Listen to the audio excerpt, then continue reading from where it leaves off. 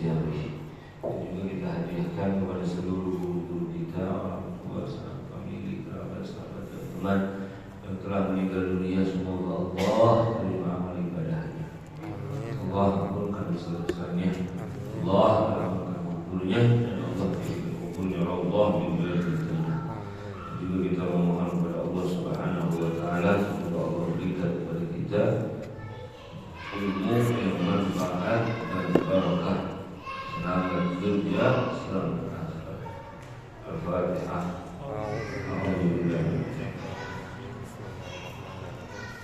Bismillahirrahmanirrahim. Alhamdulillahirabbil alamin.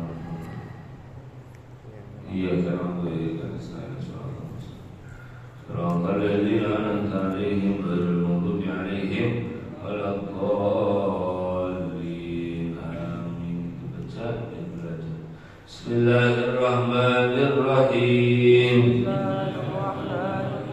Nawaitu ta'alluma wa ta'lima wa tadhakkura wa tadhkira wa naf'a wal intifa'a wal ifadata wal istifada wal hasa ala tamassuki bi kitabillahi sunnati rasulih wa dalalata ala al-khairi wa du'a ila al-huda ibtigha' wajhillah wa mardati qurbi wa sawabi. Bismillahirrahmanirrahim. Wasabi'a asyarah, yang ke-17. Man arada ayyaskuna fi buhbuhatil jannati ay wasatiha. Orang yang ingin, yang pengen ayyaskuna tinggal fi buhbuhatil jannah ay wasatiha, di tengah surga. Orang yang ingin tinggalnya di surga, falyakun zakiran lillahi bil-laili wan nahar. Maka hendaknya orang tersebut berzikir lillahi, kepada Allah, bil-laili wan nahar, malam dan siang. Malam kita zikir, siang kita zikir. Kita ingin hidup di sana. Baca misal tadi maghrib kita baca lagi, kemudian sebelum tidur kita baca tabarok, zikir kita banyak kepada Allah. Karena tadi orang yang pengen tinggal di surga, maka falyakun zakiran lillah, hendaklah menjadi orang yang berzikir kepada Allah Subhanahu wa ta'ala, baik di malam hari dan juga di siang hari. Qala al-Qushairi, telah berkata siapa Imam al-Qushairi, la yasilu abdun ila Allah ta'ala illa bidawami dzikri. Imam al-Qushairi berkomentar, tidak akan sampai seorang hamba kepada Allah Subhanahu wa ta'ala,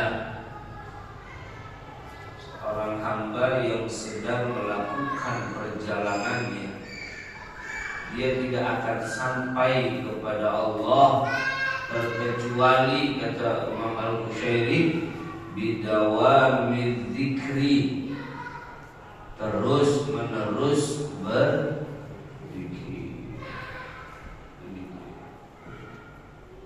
Karena seorang hamba itu ada perjalanan tangga menuju Allah Subhanahu wa ta'ala.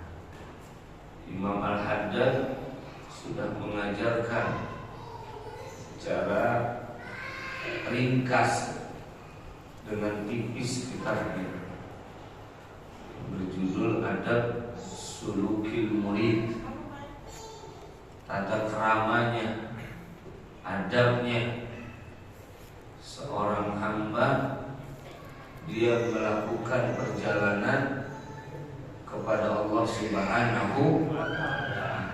Nah, salah satu juga yang menjadi proses seorang hamba dalam perjalanannya sampai kepada Allah adalah dengan selalu berzikir.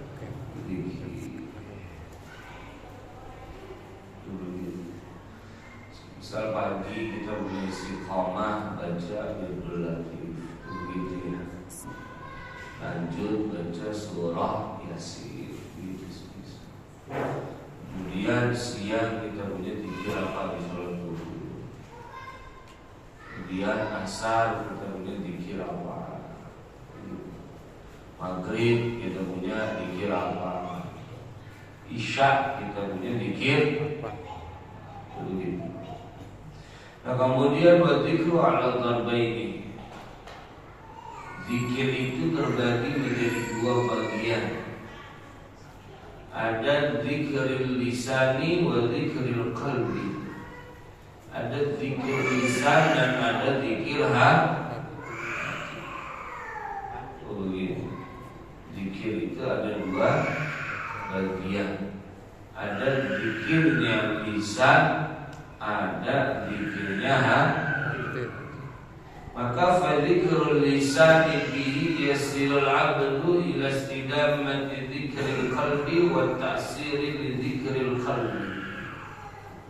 Zikir lisan bihi dengannya yasilul abdu seorang hamba bisa sampai ila istidamati dzikril qalbi kepada terus menerus berzikirnya hati.